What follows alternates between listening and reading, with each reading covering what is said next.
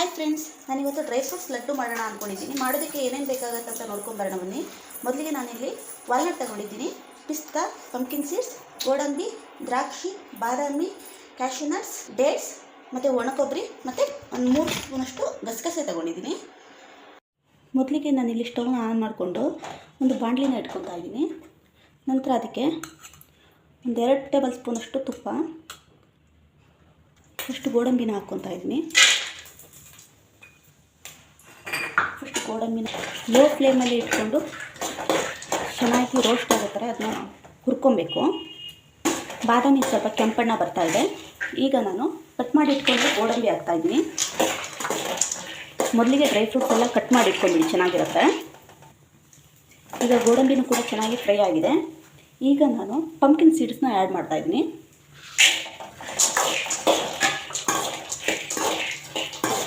ಮೊದಲಿಗೆ ಯಾವ ಗಟ್ಟಿ ಇರುತ್ತಲ್ವ ಡ್ರೈ ಫ್ರೂಟ್ಸು, ಅವನ್ನ ಫಸ್ಟ್ ಹಾಕ್ಕೊಂಡ್ರೆ ಚೆನ್ನಾಗಿ ಫ್ರೈ ಆಗುತ್ತೆ. ಅದಕ್ಕೋಸ್ಕರ ನೋಡಿ, ಇದಿವಾಗ ಚೆನ್ನಾಗಿ ಫ್ರೈ ಆಗಿದೆ. ನಾನಿವಾಗ ಕಟ್ ಮಾಡಿ ಇಟ್ಕೊಂಡಿರೋ ಪಿಸ್ತಾ ಹಾಕ್ತಾಯಿದ್ದೀನಿ. ಪಿಸ್ತಾ ಹಾಕಿ 2 ನಿಮಿಷ ಚೆನ್ನಾಗಿ ಇದು ಫ್ರೈ ಆದ ನಂತರ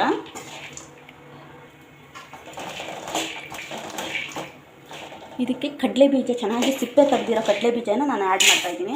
ನೀವು ಅಂದ್ಕೋಬೋದು ಡ್ರೈ ಫ್ರೂಟ್ಸ್ ಲಡ್ಡುಗೆ ಕಡಲೆ ಬೀಜ ಏನಕ್ಕೆ ಹಾಕ್ತಾರೆ ಅಂತ, ಬಟ್ ಟೇಸ್ಟ್ ತುಂಬಾ ಚೆನ್ನಾಗಿರುತ್ತೆ. ಹಾಗೆ ಎಲ್ಲ ಡ್ರೈ ಫ್ರೂಟ್ಸು ಹಾಕೋದಕ್ಕೆ ನಮ್ಗೆ ಆಗೋಲ್ಲ, ಜಾಸ್ತಿ ಹಾಕೋಕ್ಕಾಗಲ್ಲ.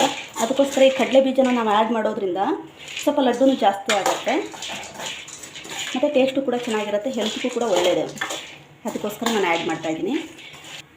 ನಂತರ ನಾನು ಇದಕ್ಕೆ ದ್ರಾಕ್ಷಿನ ಹಾಕ್ತಾಯಿದ್ದೀನಿ.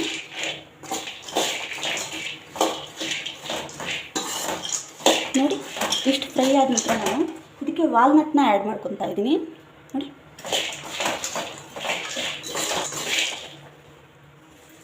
ಇಷ್ಟಾದರೆ ಸಾಕಾಗುತ್ತೆ.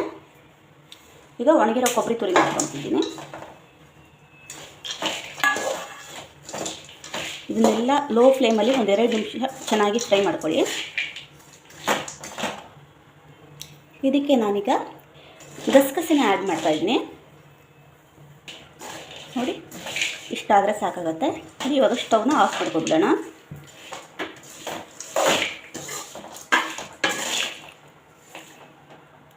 ಇದಕ್ಕೆ 2 ಏಲಕ್ಕಿನ ಜಜ್ಜಿ ಸಿಪ್ಪೆ ಇರುವಾಗಲೇ ಆ್ಯಡ್ ಮಾಡ್ತಾಯಿದ್ದೀನಿ.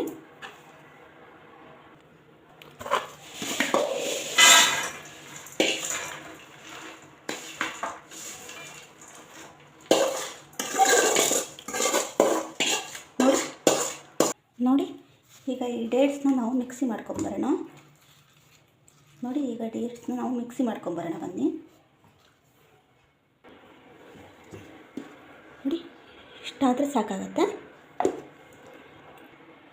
ನೋಡಿ, ಈ ಡ್ರೈ ಫ್ರೂಟ್ಸ್ನೆಲ್ಲ ಒಂದು ಮಿಕ್ಸಿ ಜಾರ್ಗೆ ಹಾಕ್ಕೊಂಡು ನಾವು ಸ್ವಲ್ಪ ತರಿಯಾಗಿ ಇದನ್ನ ಮಿಕ್ಸಿ ಮಾಡ್ಕೊಬೇಕಾಗತ್ತೆ. ಡೈರೆಕ್ಟಾಗಿ ಮಾಡ್ಕೊಳಕ್ಕೆ ಹೋಗ್ಬೇಡಿ, ಇದನ್ನು ಉಲ್ಟಾ ಮಿಕ್ಸಿ ಮಾಡಿ. ಇಷ್ಟಾದರೆ ಸಾಕಾಗತ್ತೆ.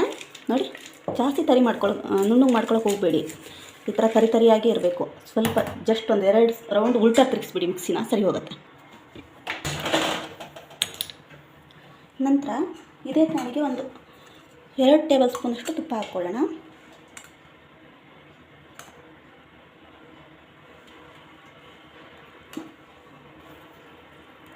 ನೋಡಿ,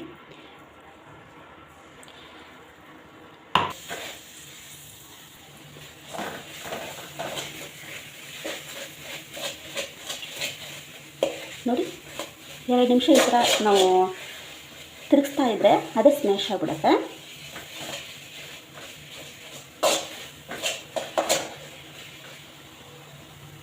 ಈಗ ನಾವು ಸ್ಟವ್ ಆಫ್ ಮಾಡ್ಕೊಂಡ್ಬಿಡೋಣ.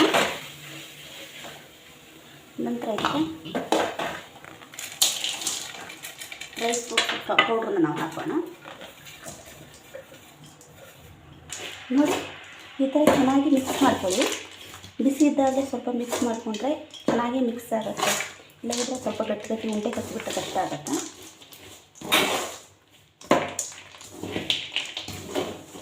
ನಾನು ಹೇಳೋ ರೀತಿಯಲ್ಲಿ ಒಂದು ಸಲ ನೀವು ಮಾಡಿ ನೋಡಿ, ಟೇಸ್ಟ್ ತುಂಬ ಚೆನ್ನಾಗಿರುತ್ತೆ. ಹಾಗೆ ನಮ್ಮ ಮಕ್ಕಳು ಲಂಚ್ ಬಾಕ್ಸ್ಗೆ ಆಗಿರಲಿ, ಈವ್ನಿಂಗ್ ಟೈಮ್ ಸ್ನ್ಯಾಕ್ಸ್ಗೆ ಆಗಿರಲಿ ಹೆಲ್ದಿಯಾಗಿರುತ್ತೆ. ನೋಡಿ, ಎಷ್ಟು ಈಸಿಯಾಗಿ ಉಂಡೆನ ಕಟ್ಬೋದು. ಚೆನ್ನಾಗಿ ಬಂದಿದೆ ಅಲ್ವಾ?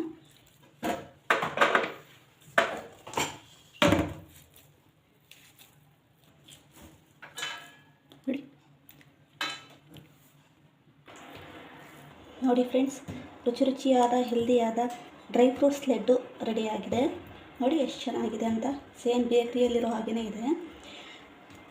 ನೀವು ಒಂದು ಸಲ ಟ್ರೈ ಮಾಡಿ, ಹೇಗೆ ಬಂತು ಅಂತ ಕಮೆಂಟ್ ಮಾಡಿ. ಈ ವಿಡಿಯೋ ನಿಮಗೆ ಇಷ್ಟ ಆಗಿದ್ದರೆ ಲೈಕ್ ಮಾಡಿ, ಶೇರ್ ಮಾಡಿ ಮತ್ತು ಕಮೆಂಟ್ ಮಾಡಿ. Thank you.